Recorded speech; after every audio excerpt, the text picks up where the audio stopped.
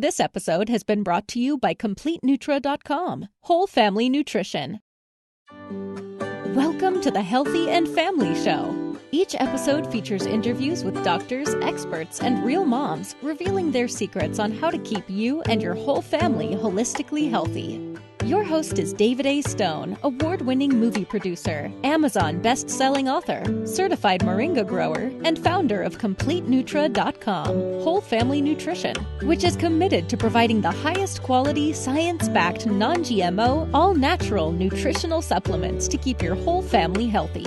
Here's David. Hey, what's going on, everybody? My name is David A. Stone, and welcome to another exciting episode of the Healthy and Family Show. This is episode 3, and if you're watching or listening to this episode, then you believe that the health and wellness of your family should be top priority, but maybe you're a little bit confused with all the conflicting health advice out there. So the goal of this show is to eliminate the confusion and bring to you doctors, experts, and real moms that have the tips, tricks and tactics that you can implement in your own life to make you and your whole family holistically healthy. And that's the whole point of this show. And so I really hope you get a ton of value out of this episode, because I have Dr. Jessie Keener on the show today, and she's all three. She's a doctor, she's an expert, and she's a mom. I got a really nice video feed coming here from in my little small studio that I have, but as I connect through Skype, sometimes the video and the audio quality is not nearly as good as I hoped it would be. So I'm going to be addressing that moving forward in the next interviews. But today we have some excellent information that I'm really excited to share with you from Dr. Jessie Keener.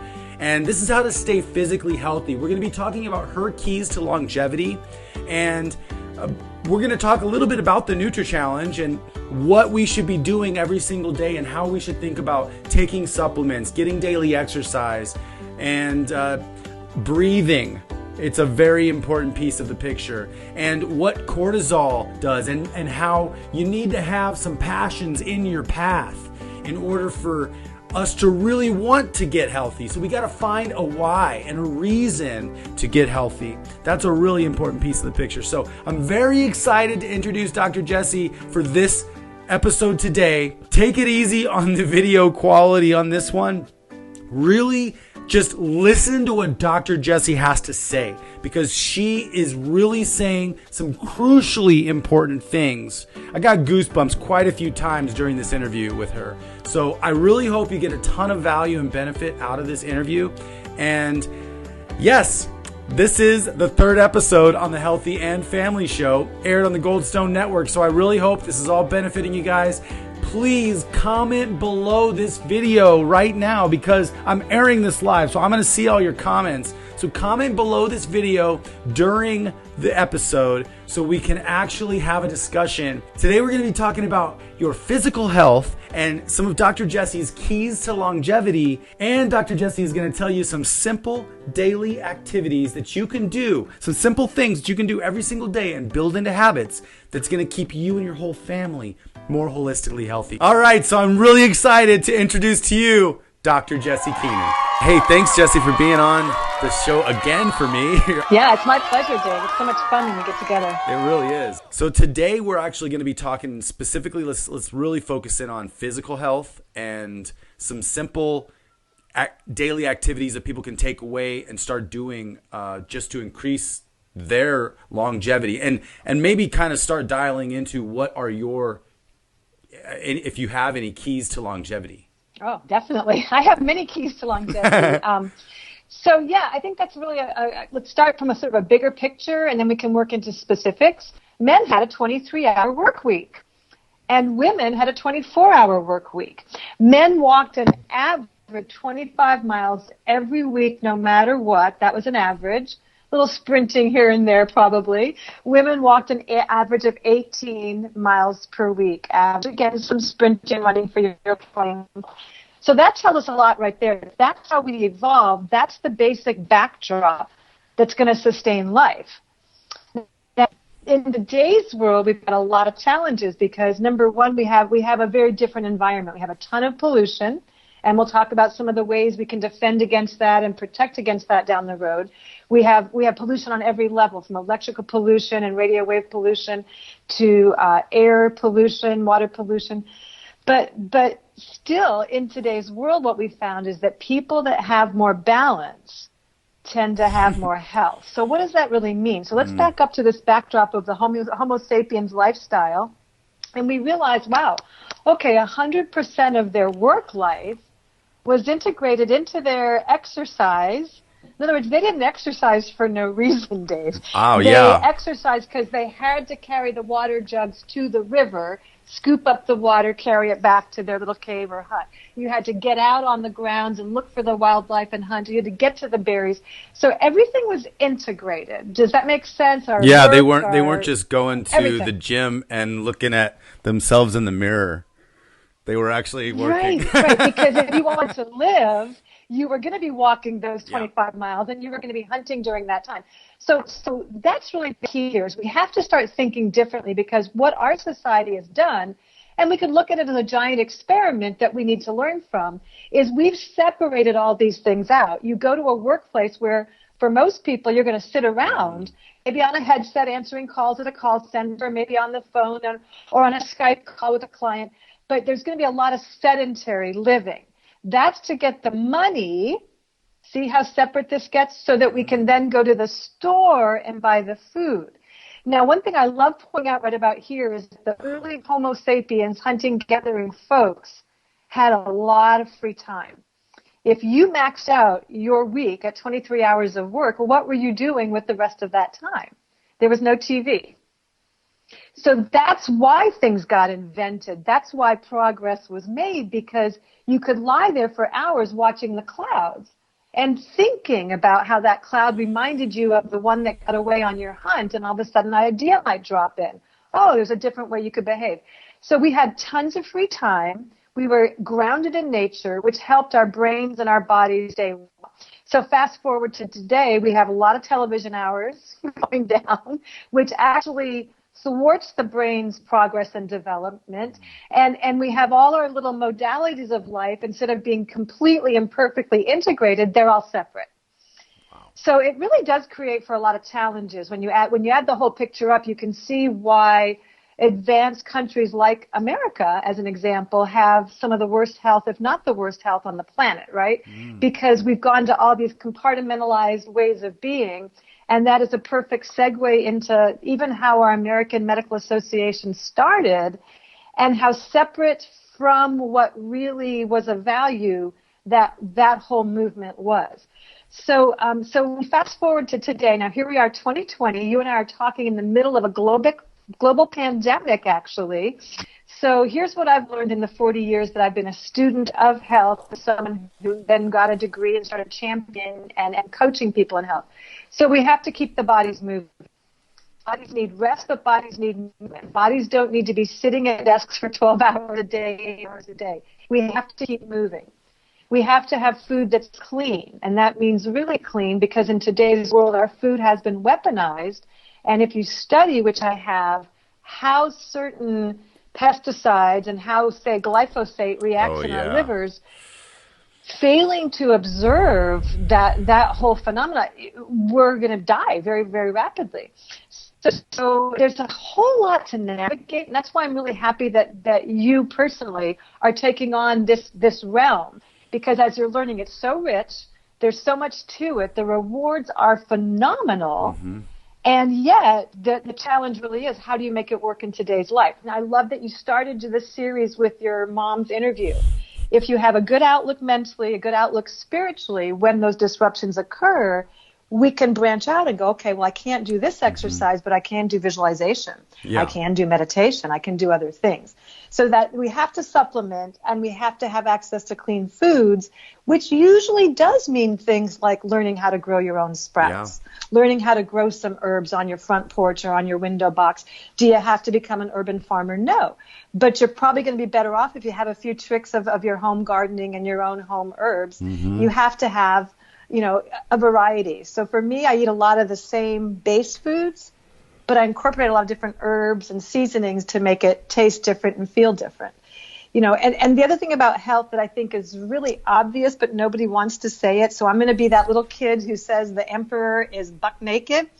Americans eat too much food. They just eat too much. I literally was on the phone with a client a couple of days ago, and she said, I'm trying the new kit and I'm gaining weight. And I said, okay, so give me what you think your keto diet, like tell me what you're doing. And she said, I have 8 hours every 24 hours where I can eat. I said, okay. And she goes, I've gained 20 pounds because I just eat for 8 hours.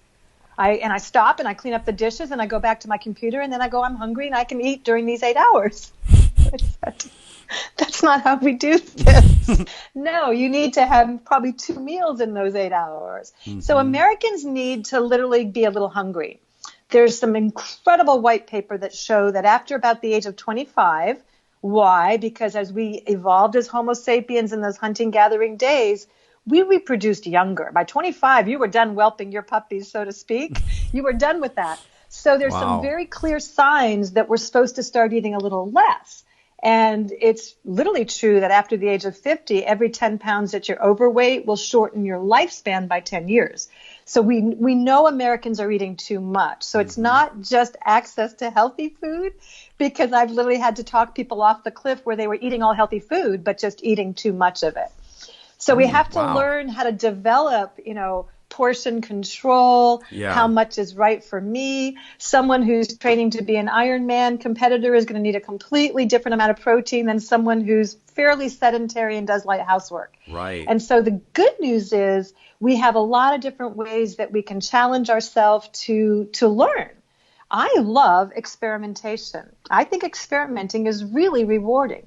We can't assume that you and I know what our bodies need. And even with all my education, I can't really assume it. But I can see what happens when I do a small fast. I can see that I am shedding toxins. I can see the results of that. I can see that with intermittent fasting in my life, even though I'm over the age of 60, I can keep my weight down. I can stay fit. I can stay trim. These are really important things to me. My clients all really are baffled by how out of touch they are with their food. So I just want to review a couple more things. How social gatherings all the way through industrial age, all of our social gatherings were around meal times, or they involved things like indigenous dancing hours and then a meal. Right. So the communal aspect of food, so not only were they not separate from their food, they connected with the act of getting the food, then they totally connected with the act of participating and engaging with the food. So chewing your food and 70 times 7, and you go and you look at the pattern of the Tibetan monks, and they'll eat a very plain bowl of rice, but they'll chew each bite like 70 times. What's that about?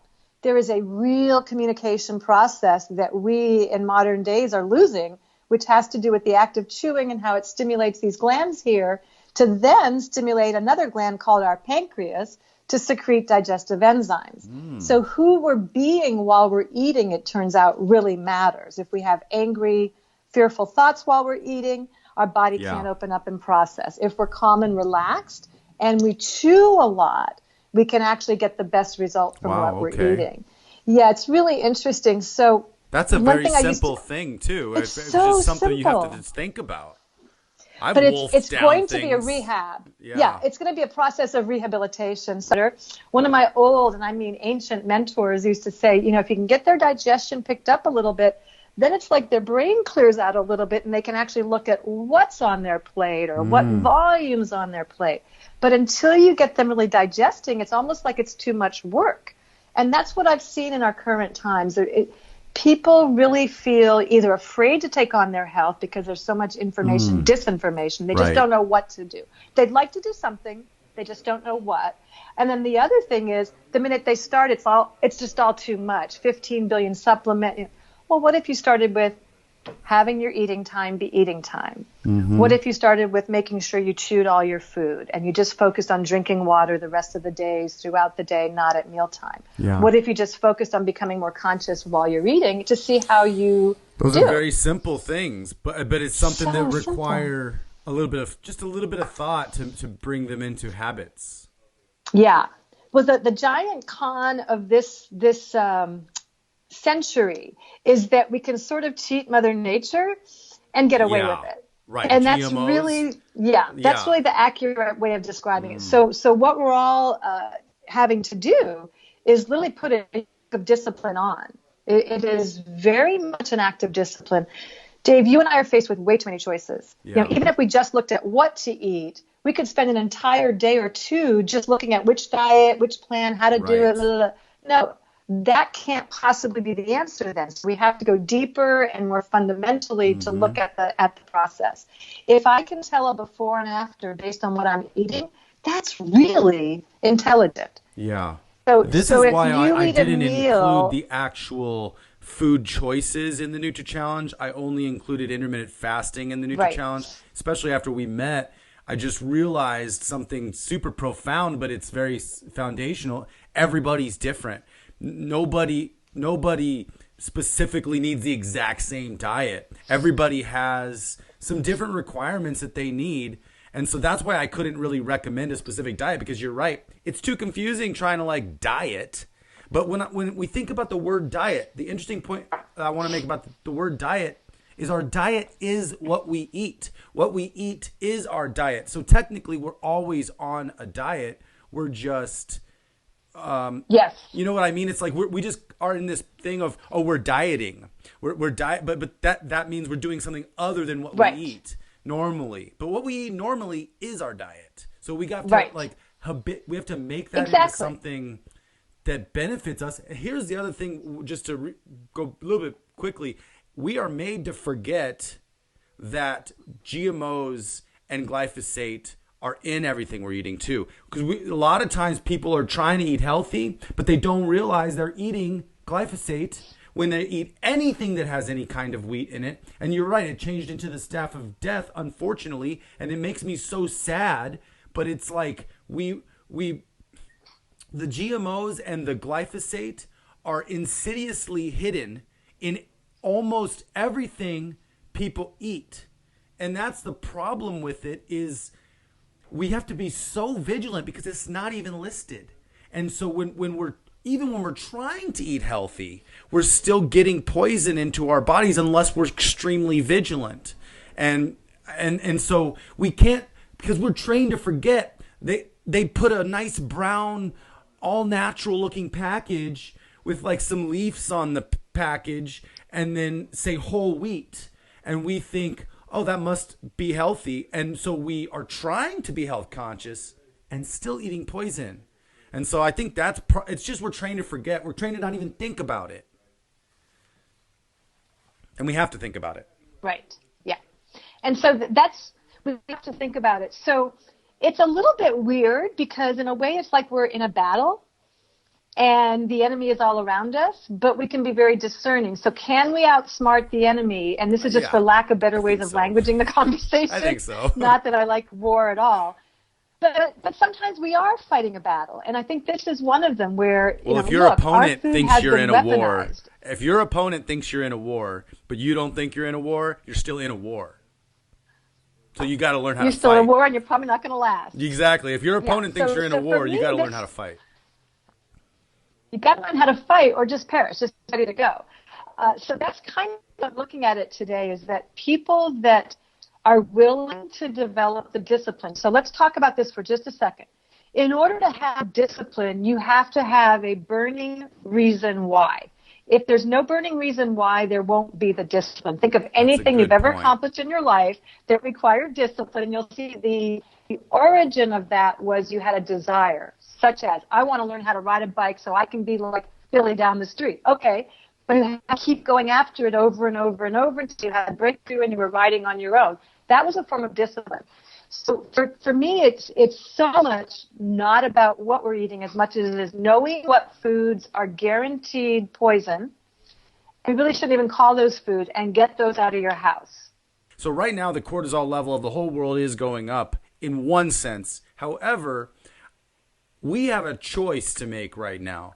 I have a feeling that if we make a different choice than cortisol, because here's what COVID-19 is actually doing. It's putting everybody back in their house. Now, we can choose to be stressed out about this, or we can choose to start a new renaissance. We can choose to slow down a little bit and do all the things that you ever wanted to do. Go be creative. Go find, if you want to write that story, write the story. If you want to paint, go paint. First, take a couple days and sleep in.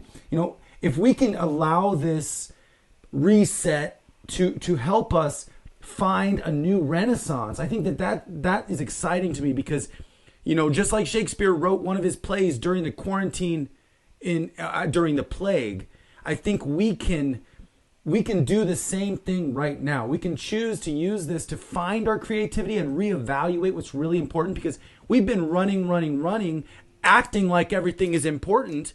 But like I talked in my book, we got to take one mountain that we really, really want, that's going to take us 2-3 years to climb. And we got to take that mountain and put it in our range, put it right in front of us, our own mountain that we can climb. Now, because our whole mountain range that we're looking out on in our life, a lot of times is everybody else's mountains in front of us. And we're all climbing all these other mountains for everybody else. And we forget that we're like, one day I'm going to go climb my own mountain, do the things I really want to do. Well, I think one of the keys to what you said, you got to want something bad enough. But people are climbing everybody's mountains, of everybody else's mountains. They're not finding that one thing that they want so bad. So I think, how do you find the passion? It's actually a little bit more possible right now when the whole world just slowed down, because now we can say, oh yeah, that thing I always wanted to do, anything creative, sewing, learning how to crochet, learning the guitar, whatever it is, painting. Now is the time to do it, because then, you know what? If you want to really learn the guitar and play your favorite song, that's going to take you a couple years. These mountains I'm talking about are not like a little hobby that you could go do. Like something that is a little bit beyond you right now. But that you really want. Now, commit yourself to it. Put the mountain in front of you. And right now, give it some time and start climbing your mountain every single day. Give it a little bit of time to your passion, a couple hours. And then once everything, the whole world goes normal again or something, and you got to start climbing everybody's mountains again, that's okay, because you have a mountain in front of you that's yours, and you can go climb that mountain a little bit every day. And that's going to give people a little bit more of the why. Because it just zaps me if I'm not doing something that's firing me up at least a little bit every day, making a little bit of progress on it every day. So I think that can help people maybe find their why. Find something you really want to do. Allow the COVID-19 world pandemic to slow us down a little bit and be able to breathe. Think about taking your vitamins. Think about growing a garden and paint some paintings and write some stories, whatever. Yeah, if you've noticed on social media, exactly what you're saying is happening in our natural environments. The fish are back in the canals in Venice. Yes. You can see the Himalayas now from the distance. It's not enveloped in smog. So why don't we take our lead from Mother Nature, who has said, oh, given all this, everything stopping, let me do what? Let me start to thrive. Mm-hmm. Let me start to generate myself into more. And as I said to a client yesterday morning, why wouldn't we want to become more during this time? This is the time we have to become more. Yes. And I think that's what you're talking about. We can choose to thrive in this, or we can choose to be victims of it and miss yet another opportunity. Those of us that are more spiritually oriented, those of us that have a desire to contribute ourselves maybe in a valuable way, or even just be a better family member, a better mother, a better father. It doesn't really matter what the goal is. But I think we should take our lead from nature. Nature is improving herself while the world has paused. Yeah. So we should take our cue right there, Dave.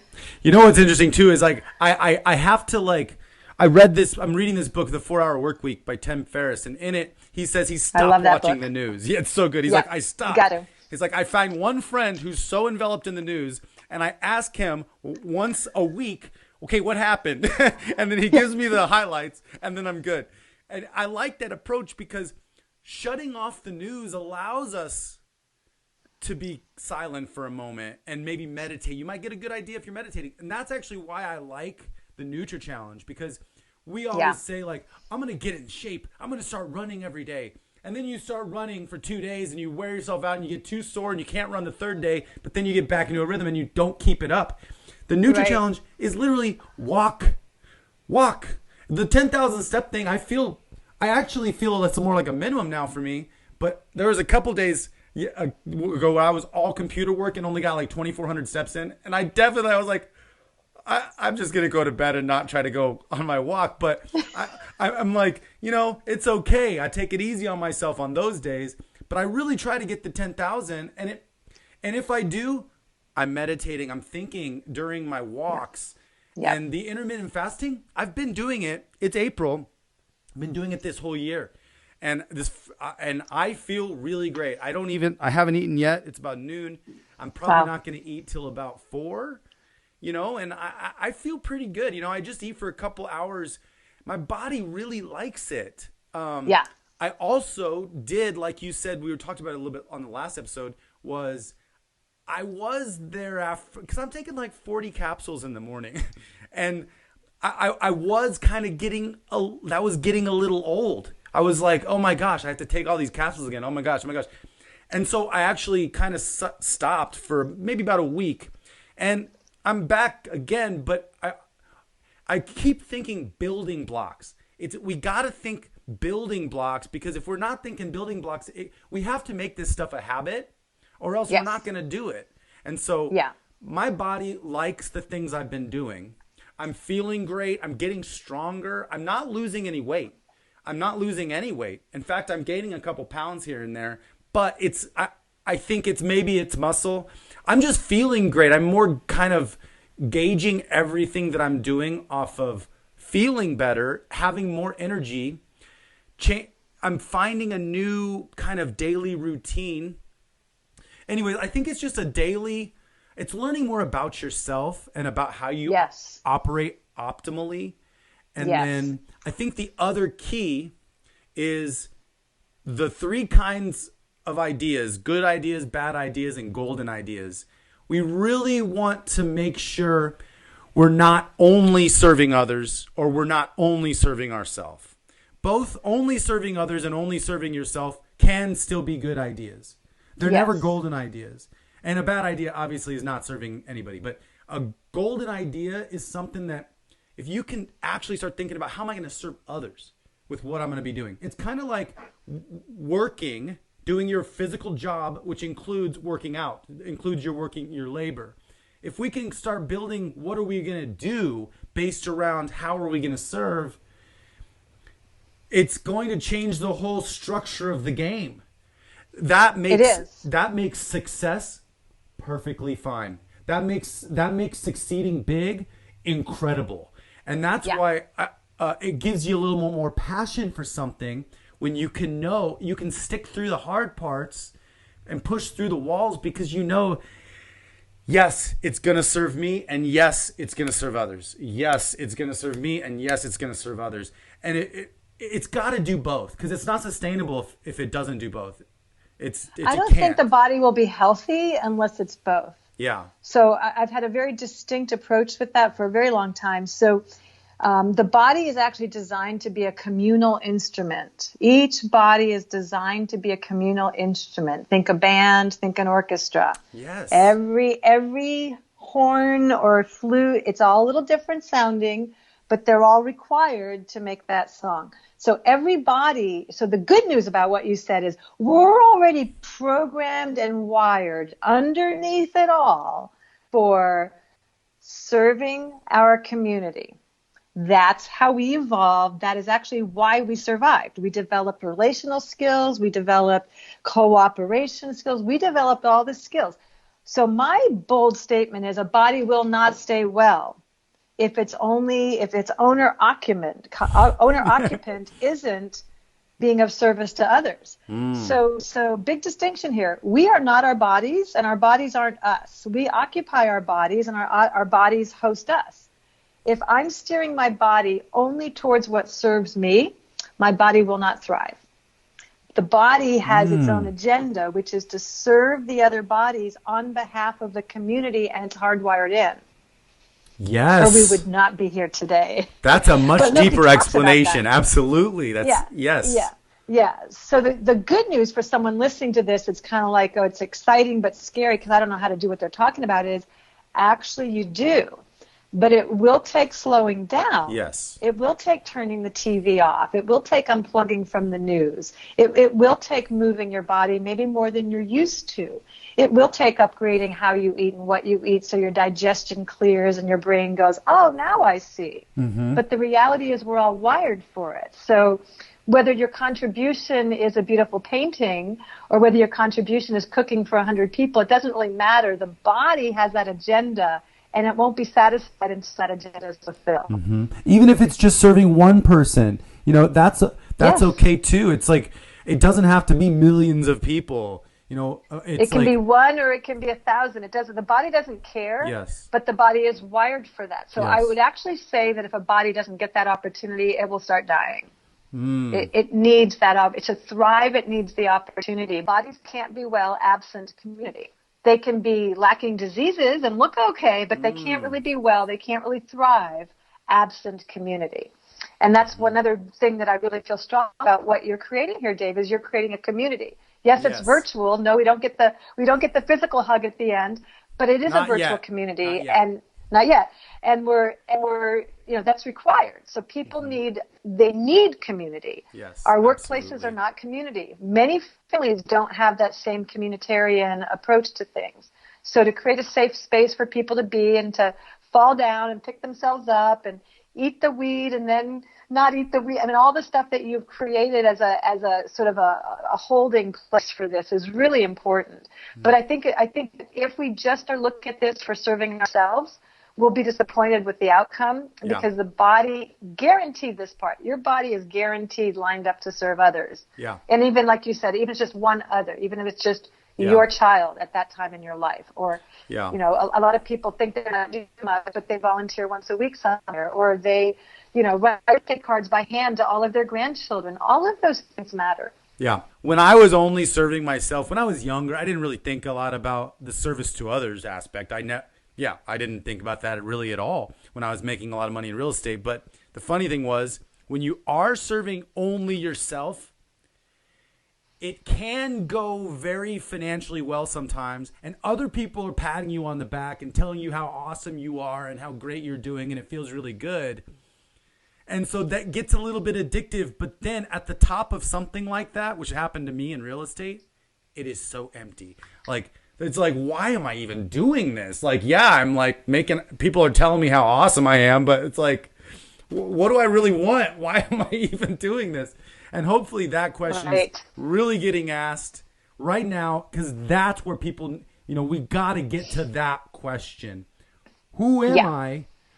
What was I designed to do? And it's unique. It's something that's unique. It's even identical twins have different fingerprints. So everybody's thing, it doesn't have to look like anybody else's thing. It's something that's given to you, and you got to go find, we have to find our own inside ourselves. Yes. And if we're busy worrying, and if we're busy, being addicted to quasi-food products, excessive sugars, etc. If we're over there distracted, we're not even going to know it's missing, Dave, to be honest. But the ones that sense something's missing, those are the ones that we're really doing this for. I've been serving others in this field for 35 years straight. 35 years straight serving others. Never once did I thought I knew it all. Never once have I been bored. It always has a backdrop for me of me needing to become a better person. And I'm not even hard on myself. I just realized that there's no way I can continue to serve others more and more without evolving myself. Oh, absolutely. So sociologists did an experiment about 25 years ago with people way at the end of their lives. So these are the 95-year-olds and the 97-year-olds. And they said, if you could go back and do anything differently, what would you have done differently? Have you heard of this one before? I think I've heard about it, maybe not this particular one. So the number one thing they would have done differently is take more risks. Wow. The number two thing they would have done differently is gotten more education. Wow. That's amazing. So to many that are listening to this conversation, it may feel very risky to ask questions like Dave is posing, like who am I here? What am I here for? Who am I? Why am I here? Where am I going with this? That may feel very risky. It did for me initially. But the reality is we're in the age of education. So the option to couple those two together and take the risk of just asking the question, you don't have to have the answer. Just provoke the question and then use the fact that we can get more education. We can take a step and it's the wrong step. Okay, let me get some more education. And I do understand that you're right. It is fearful a little bit sometimes to really get deep and ask yourself the questions. But it's respectful to yourself. And it is work. It is a little bit of work. It's important for you to understand that giving yourself the time of day is just as important as giving someone else the time of day. Yeah. I mean, at the end of your life, because we're all going to have one. We're all going to have an end of our life. And the way I look at it is much more like the Tibetan Book of the Dead, which is I want to live my life in a way that if I was going right now, I could say, and I went out on a great note. That every moment I want to not be hard on myself that way, but kind of have that as the backdrop. Like, am I living up to myself? Am I fulfilling my life for myself and for others? Am I fulfilling what my higher power, wants for me? Right. So that never gets old or boring, Dave, ever. No, it doesn't. That's why it's so cool. So when you look at these pillars of health that you talk about, I would also say that these pillars of health have to really connect into others, service with others, and service for life itself. Yes. So what do I mean by service for life itself? I mean that life is always evolving. Life is always becoming. Just like nature is now rejuvenating herself because in the pandemic things have stopped, there's much less pollution. So life is always moving into higher orders of integration. And actually, that's what Goldstone Network is: people, planet, future. It's really important that we think about each other, we think about the planet, and we think about our future. Thank you so much. This has been a great conversation, and I want to do another conversation with you specifically because you're an expert in breathing or brain training is what you call it, and I really want to expose people to what that looks like too. So I look forward if we could do something on breathing work and brain training. I think that'd be awesome. I would love that. Cool. Awesome. I would love that. I think that would fill up the show very nicely, Dave. Cool. Thank you for joining us for the Healthy and Family Show. Visit our website at healthyandfamily.com. That's healthyandfamily.com to see what all the other doctors, experts, and real moms have to say about keeping your whole family healthy. This episode has been brought to you by CompleteNutra.com, Whole Family Nutrition, and aired on the Goldstone Network. People, Planet, Future.